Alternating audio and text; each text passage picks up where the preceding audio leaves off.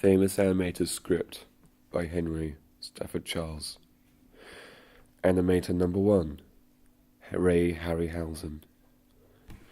Harryhausen was born in Los Angeles in 1920 under German descent, with his parents Frederick and Martha Harryhausen, or Herrenhausen as it is pronounced in his native language. Willis H. O'Brien inspired Harryhausen with his work on King Kong in 1933. Harryhausen watched King Kong many times and decided to have a career in stop-motion modeling, just like his icon, O'Brien. Before Harryhausen started his career, he made a short, unfinished reel called The Origin of Life, which featured two dinosaurs fighting each other. This reel managed to get Harryhausen work at Puppetoons, where he animated for a short while. However, Harryhausen joined the United States Army Special Services during World War II. After the war, Harryhausen animated a short scene in War of the World where an alien comes out of its ship. This scene is what showed his skill on the silver screen and attracted producers all around. Harryhausen then went on to animate The Beast from 20,000 Fathoms in 1953, where he was fully in charge of the technical effects. In making this film, Harryhausen invented the dynamation technique. The first color film Harryhausen animated was The Seventh Voyage of Sinbad, where he animated 6 creatures. Such creatures include a cyclops, a snake woman, a rock, a dragon, and a skeleton.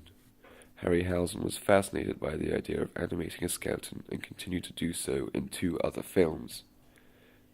Harryhausen has made his mark in cinema as a staple of special effects, proving that nothing is impossible on camera. He has inspired such directors as James Cameron and Joe Dante.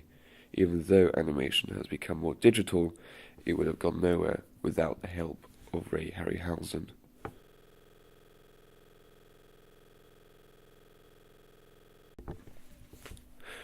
Famous Animators by Henry Stafford Charles. Animator number 2, Hayao Miyazaki.